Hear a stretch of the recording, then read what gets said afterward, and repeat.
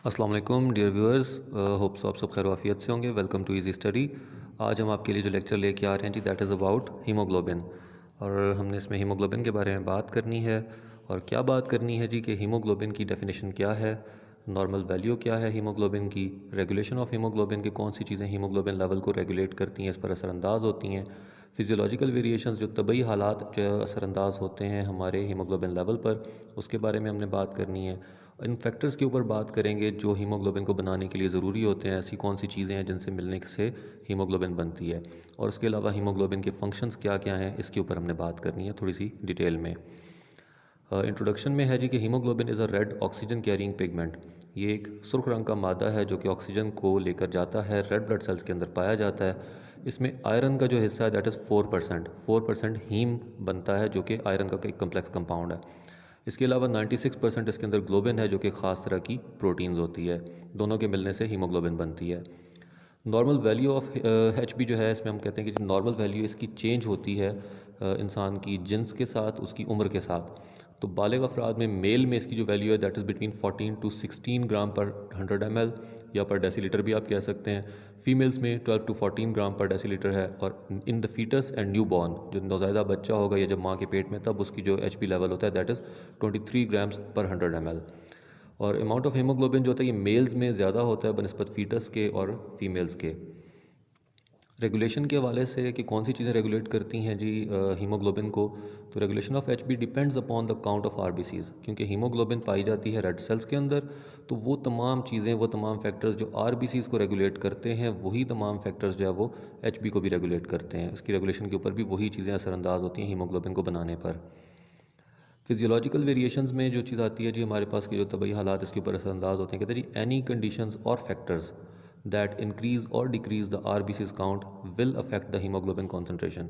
क्योंकि हीमोग्लोबिन पाई ही रेड ब्लड सेल्स के अंदर जाती है, तो वो तमाम फैक्टर्स, वो तमाम चीज़ें जो कि रेड ब्लड सेल्स के ऊपर असरअंदाज होती थी बैरूनी माहौल से, वही सारी चीज़ें जो हैं वो एच बी की कॉन्सेंट्रेशन के ऊपर भी असरअंदाज होती हैं, हीमोग्लोबिन की कॉन्सेंट्रेशन पर भी। तो डायर्नल वेरिएशंस का मतलब क्या होगा कि जी अर्ली मॉर्निंग में अगर हम चेक करते हैं सुबह के टाइम पे, या बंदा सोया हुआ है और उठता है, उस टाइम आप उसको चेक करते हैं उसकी एचपी को, तो वो थोड़ी सी डाउन आती है। इवनिंग में या नाइट में जो है वो राइज़ कर जाती है, बढ़ जाती है। राइज इन टेम्परेचर जो है उसकी वजह से क्या होगा, एचपी का लेवल ज़्यादा हो जाएगा। हाई एल्टीट्यूड पर जो लोग रहते हैं, ज़्यादा ऊंचे जो पुरसदा मकामात गिने जाते हैं, सतह समंदर से बुलंदी पर जो लोग रहते हैं, उनमें इसकी जो मिकदार है वो ज़्यादा होती है। हाइपॉक्सिया की सूरत में अगर बॉडी में ऑक्सीजन लेवल कम हो जाता है, तो उस सूरत में भी हीमोग्लोबिन का जो लेवल है वो राइज़ कर जाता है। अब कौन से फैक्टर्स ज़रूरी हैं जी एचबी को बनाने के लिए, तो एचबी के सिंथेसिस के लिए सबसे पहले तो हमें चाहिए प्रोटीन, क्योंकि 96% जो पार्ट था दैट वाज प्रोटीन। तो proteins are necessary for the synthesis of globin part of haemoglobin. तो हीमोग्लोबिन के ग्लोबिन के हिस्से को बनाने के लिए सबसे ज़्यादा ज़रूरी चीज़ जो है दैट इज़ प्रोटीन्स। मेटल्स में F E is the symbol for iron. Iron का ये सिंबल होता है, उसकी अलामत होती है, लैटिन नेम उसका है।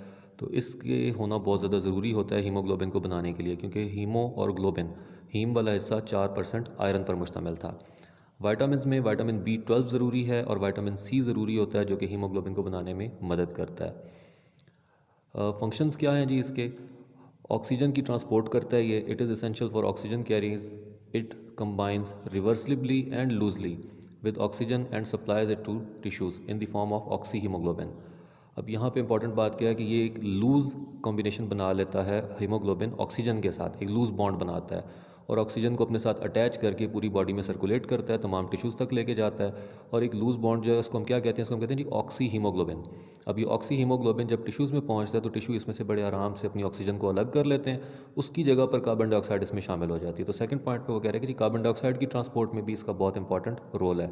तो carries same amount of carbon dioxide to the lungs from the tissues. जितनी मिकदार में ये ऑक्सीजन लेके गया था, उतनी ही मिकदार में कार्बन डाइऑक्साइड को लेके और वापस लंग्स की तरफ चला जाएगा। इसका दूसरा इंपॉर्टेंट फंक्शन है जी एसिड बेस बैलेंस।